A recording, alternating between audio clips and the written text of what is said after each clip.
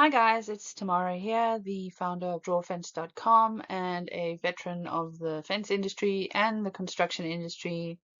I'm here today with another little tip for fence companies that also applies to any other kind of contractor and sub-trade and those kinds of things. And today it's a bidding tip, and the tip is to get to know faster. And I'm going to explain what that means in just a second. So who am I? I'm the founder of drawfence.com. I've got 25 years of experience as a commercial fence estimator and project manager, where I worked on a lot of big bids and things like that. I'm a certified marketing specialist. I've worked on multiple continents, and I've bid and won multi-million-dollar fence projects. So I've got a lot of experience with this. I've been doing it for a long time, and I've learned a lot of tricks that can help people who might be newer to the world of commercial estimating, or who just want to improve their stats as far as how many jobs they actually win that they've bid on. So what does it mean to get to know when bidding? It means that you evaluate a bid and determine that it's not a good fit. So essentially, this means that you've looked into it and you decide that it's not worth your time and you put it one side and move on with something else. Why is it a good idea to eliminate unsuitable bids? It's very simple. In construction especially, time is money. Estimators are busy, especially in smaller companies where estimators are also running projects and doing job costing and handling issues and change orders and all that kind of thing. They don't have time to waste on bids that aren't going to ultimately be submitted, or that aren't a good fit, that you're probably not going to get. So they need to really focus their attention on things that could be successful. If you waste time working on bids that aren't a good fit, you will have less time for the ones that are, and for everything else that your estimators are doing. And as we all know, at the lower levels of construction, so not generals and stuff like that, it's very common for estimators to do more than just estimating as part of their job. So how do you get to know? So in terms of a bid, when I'm analyzing something to figure out if it's a good fit, if it's something that we should consider bidding on, stuff like that, I will look at things like it being in the wrong location, if it's too far away, if it's too hard for us to sort of get materials and equipment there, or if there's some other kind of issue that's preventing us from being able to work in that location. So geography is always a factor there. Then it could be the wrong specification or scope of work. Maybe it's something you've never done before. Maybe there's a whole lot of other stuff involved that you're not geared for, like maybe civils or electrical or something like that. That's part of the bid document.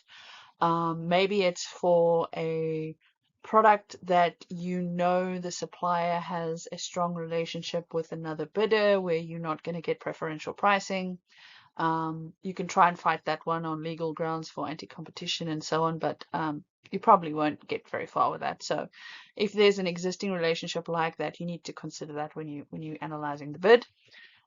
Maybe it's the wrong client. Maybe it's somebody you don't want to work for. A lot of companies that I've worked for in the past, they are more likely to want to bid on government work and things like that than private companies, because even though government might take longer to pay sometimes or have more complicated processes, your money is always safe with them. They're not going to go out of business. They're not going to go bankrupt. The CEO is not going to disappear to the Caribbean and leave all the sub-trades hanging. So you want to consider who ultimately the client is and who's going to be paying the bills, and is that somebody you want to work for?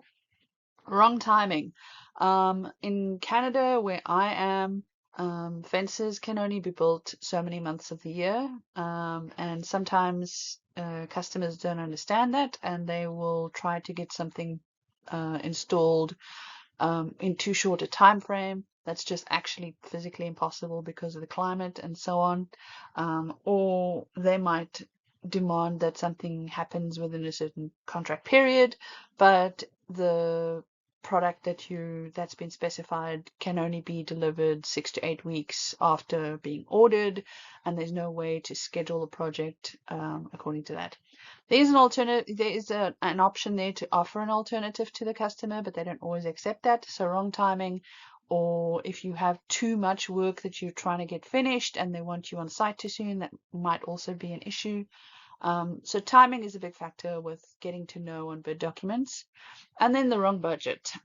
We have all looked at projects and either they way too much money as a budget, and it's a little bit too scary for in terms of risk and so on to try and tackle a project like that, or maybe it's just too small for it to be worth your time and energy to bid the project and get it and so on.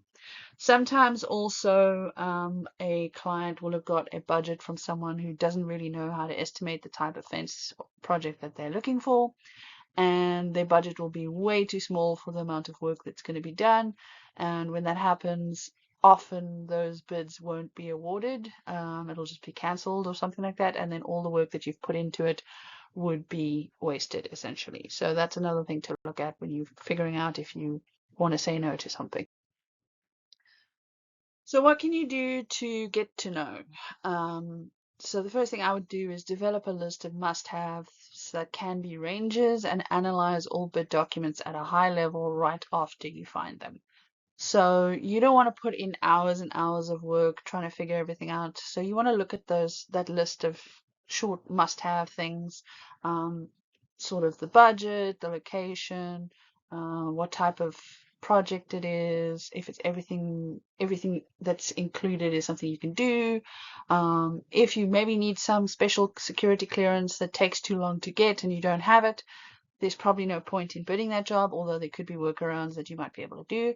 But those are all things that you want to look at right as you get the bid documents before you start doing a deep dive into geotechnical investigations and all those kinds of things. Look at those high level items and see if it's something that you can and want to be involved in, and then you can get involved in all that other stuff. Because essentially, when you want to get to know, you want to eliminate the things that aren't worth your time and put them one side so you can focus on the stuff that is. What if you want to bid something that's not an ideal fit for your company? So quite often, this will happen where there's a really big project that's out, but it's got a lot of stuff that you don't do in-house and you don't really want to get involved in. Could be something like civils, could be um, vegetation clearing on a big scale, or grading or landscaping or something like that. Um, but you really want to do the fence part of the job. So you might consider alternatives like joint ventures for those things that you can't do, or you could consider hiring subcontractors to do some or all of the work.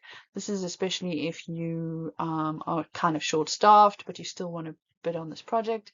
Maybe you don't hire subcontractors for the project that you're bidding, but those subcontractors will give you the leeway to do other jobs that you've already got and move those other crews onto the job that you're bidding. So those are options that you could maybe play with to increase capacity and so on so that you can bid on those jobs. And if it's something that you don't generally do, um, then it might be worth considering expanding into that niche. And this is especially true if it's something that is very low competition. So, you know, in the fence world, there's a lot of fence companies that do sort of basic fencing, but there's less that do gate automation, and there's less that do electric fences and fence detection systems and so on, or integrated perimeter security and so on, whatever that might be. So if you want to play in a playing field where there's less competition, it might be worth considering expanding into that niche, especially if there's a lot of competition in your area and you want to differentiate yourself from everybody else and what they're doing. So that's what I mean when I say getting to know when it comes to analyzing and reviewing bid documents. It really just means when you find a bid that you think might be worth looking at, you do a very high level assessment of all those key factors, and the key factors will change based on your company and all the other, unique things that are specific to your company. So it won't be a one size fits all thing. And then just really, if something is really not something you can make work, just put it aside. It's so hard when you, especially if you're an estimator who loves to bid on things and things like that. It's so hard not to chase everything, but if you cut down what you are bidding on and you focus your attention on the stuff that really makes sense for your business and that you really know you can compete on and that you can, outbid the competition and get the job done and have it be profitable, it's far better to be spending your time on that than trying to bid everything to everyone. I hope that helps. And if you are a fence company that's getting into commercial and industrial projects and you need some CAD grade professional quality fence and gate drawings, check us out at drawfence.com. It's the only instant online fence drawing generator that gives you submission ready fence and gate drawings. Thanks a lot, and I'll talk to you next time. Bye.